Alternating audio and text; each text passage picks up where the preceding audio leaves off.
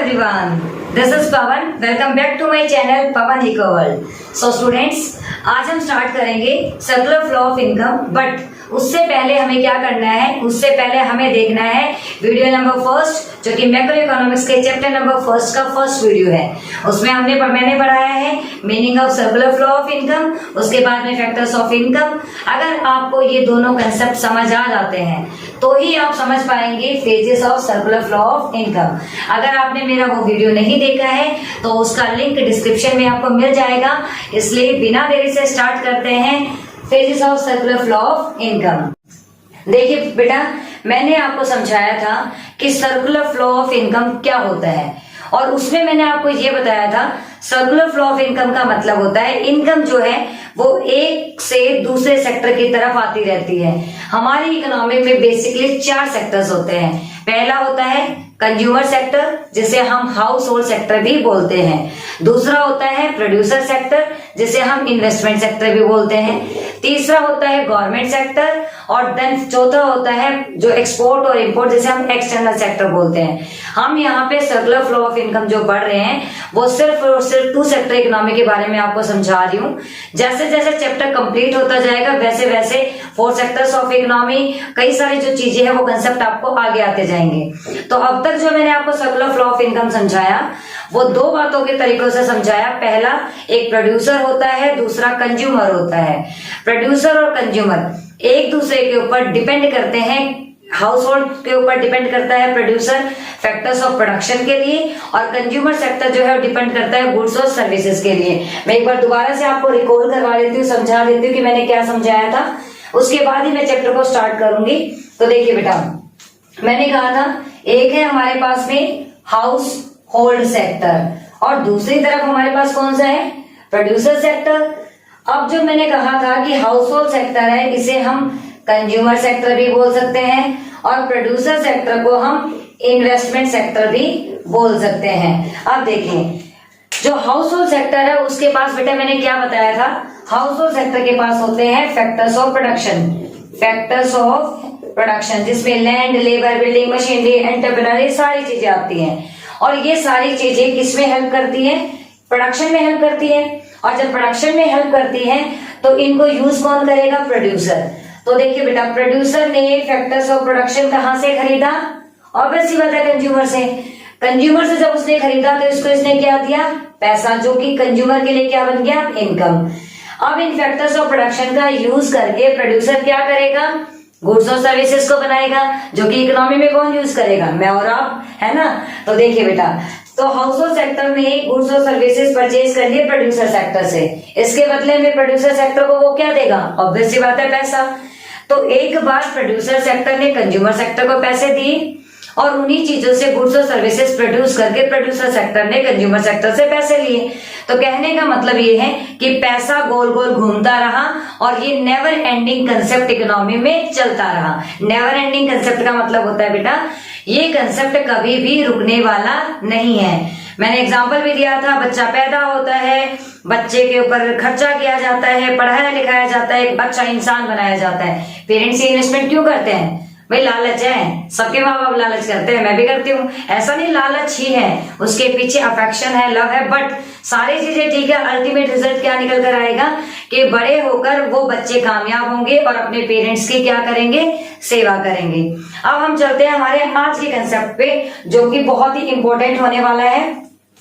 देखिए स्टूडेंट्स, मैं बता दूं आपको कि अगर हम हमारे बोर्ड के पॉइंट ऑफ व्यू से देखें तो ये जो फेजेस का कंसेप्ट है ये बहुत ही इंपॉर्टेंट है। ऑलमोस्ट हर क्वेश्चन, हर मतलब टेस्ट में, जो हमारा क्लास टेस्ट हो या किसी भी टाइप का टेस्ट हो, हम सब उसे देते हैं। साथ में बोर्ड में भी ये बहुत ही इंपॉर्टेंस रखता है। तो आपको ये कंसेप्ट बहुत ही ध्यान से समझना है और क्रिस्टल क्लियर करके चलना है। और क्रिस्टल क्लियर करने के लिए पहले आपको मेरी फर्स्ट वीडियो और उसके बाद में इस वाली वीडियो के ऊपर आना है। तो देखिए बेटा, स्टार्ट करते हैं। Phases of circular flow of income. सीधी बात है कि सर्कुलर फ्लो कितने फेजेस के अंदर बटी हुई है, सर्कुलर फ्लो कितने फेजेस में कवर करती है अपने मतलब एक रोटेशन को। तो बेटा उसके 3 रोटेशन है। पहला है जनरेशन फेज, जिसे हम प्रोडक्शन फेज भी बोलते हैं। जनरेशन फेज और प्रोडक्शन फेज का मतलब क्या है, सबसे पहले प्रोडक्शन होता है, इनकम जनरेट होती है। एक प्रोड्यूसर ने हाउस होल्ड से गुड्स और सर्विसेज, मतलब जो एक प्रोड्यूसर ने हाउस होल्ड सेक्टर से क्या लिया था, फैक्टर्स ऑफ प्रोडक्शन, उनकी हेल्प से उसने क्या किया, प्रोडक्शन, जिससे उसकी क्या हुई, इनकम जनरेट। तो पहला फेज क्या हो गया, जनरेशन फेज, जिसमें प्रोडक्शन फेज होता है। फर्म्स क्या करती है, प्रोड्यूस करती है गुड्स एंड सर्विसेज को। नंबर 2 डिस्ट्रीब्यूशन फेज, जिसे हम इनकम फेज भी बोलते हैं। इसमें क्या होता है, flow of factors income from the firms.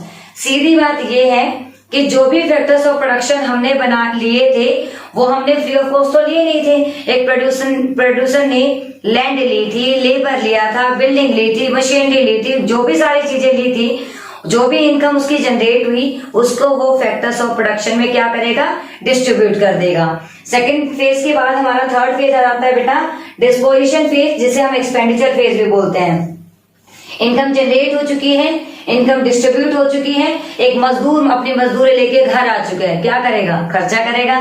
Casual worker आपने देखे होंगे, आपने सैलरीड वर्कर देखे होंगे, आपने हर तरीके का वो वर्कर देखा होगा जो पैसे कमाता है। चाहे एक कंपनी का सीईओ हो या एक कंपनी का वर्कर हो, सारे क्या करते हैं, नौकरी तो करते हैं। मैं भी क्या कर रही हूँ, नौकरी करती हूँ। तो कहने का मतलब क्या है कि सबसे पहले इनकम जनरेट होती है, इनकम जनरेट होती है, वो क्या करती है, फैक्टर्स ऑफ प्रोडक्शन में बढ़ जाती है, जिसे डिस्ट्रीब्यूशन फेज बोला जाता है। और फिर जैसे ही अलग अलग लोगों के हाथ में पैसा आता है, फैक्टर्स ऑफ प्रोडक्शन, जैसे लैंड वाले को क्या दिया गया, रेंट दिया गया, लेबर को क्या दिया गया, वेजेस दी गई, ये पैसा बट गया है। जब ये पैसा बटा है, हमारी जेब गर्म हुई है, परचेसिंग पावर बढ़ी है और लोगों ने उसे क्या कर दिया है, खर्चा। क्योंकि सीधी बात यह है, अगर मैं शॉर्ट में समझाऊं, किसी भी इंसान की जेब में पैसा आता है वो खर्च तो होता है ना। आई थिंक आपकी भी खर्च होता होगा। तो देखिए बेटा, जनरेशन, डिस्ट्रीब्यूशन, उसके बाद में डिस्पोजिशन फेज, ये तीनों फेजेस अगर आपको समझ आ जाते हैं तो वेल एंड बेटर है, नहीं समझ आते हैं तो एक बार मैं इसे एक आपको डायग्राम के थ्रू और समझाती हूँ। देखिए, सबसे पहले बेटा कौन सा, प्रोडक्शन फेज हुआ। प्रोडक्शन फेज मतलब गुड्स और सर्विसेज प्रोड्यूस हुए। कैसे प्रोड्यूस हुए, एक प्रोड्यूसर ने हाउस होल्ड से फैक्टर्स ऑफ प्रोडक्शन लिए, उनका यूज करके उसने क्या किया, प्रोडक्शन किया, जिससे क्या हुआ, जनरेशन हुई इनकम की। इनकम की जनरेशन होते ही वो इनकम नीचे आएगी और इनकम के रूप में बढ़ जाएगी डिस्ट्रीब्यूशन फेज, जिसे बोला जाता है। अब ये पैसा कहाँ बटेगा, फैक्टर्स ऑफ प्रोडक्शन के अंदर। लैंड के बदले रेंट दिया जाएगा, लेबर के बदले वेजेस दी जाएंगी, कैपिटल के बदले प्रॉफिट दिया जाएगा, एंटरप्रेन्योर की स्किल्स वगैरह होती है, ये सारी चीजें इसके अंदर दी जाएंगी। उसके बदले थर्ड फेज आएगा, पैसा आ चुका है लोगों के पास, वो डिस्पोज होगा, वो खर्च होगा, एक्सपेंडिचर होगा। तो देखिए बेटा, मैंने यहाँ पे आपको एक कंसेप्ट समझाने की कोशिश की है। वो कंसेप्ट क्या था, phases of circular flow of income. Circular flow of income को 3 फेजेस में डिवाइड किया गया है, डिस्ट्रीब्यूट किया गया है। पहला फेज जो है वो जनरेशन फेज है, इसका दूसरा नाम है प्रोडक्शन फेज। इसे प्रोडक्शन फेज और जनरेशन फेज दोनों कहा जा सकता है। इसमें फर्म्स जो है वो प्रोड्यूस करती है गुड्स और सर्विसेज को।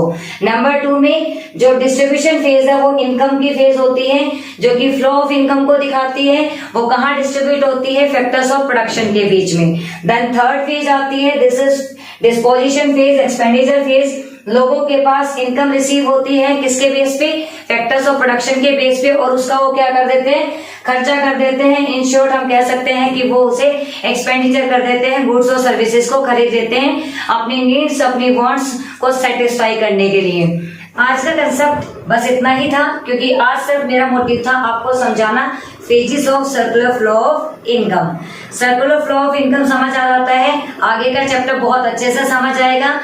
सीबीएसई के पॉइंट ऑफ व्यू से, बोर्ड के पॉइंट ऑफ व्यू से बहुत ही इंपॉर्टेंट टॉपिक होने वाला है। सो इसे बार बार देखिए और बार बार इसे समझिए। तब तक के लिए बाय बाय।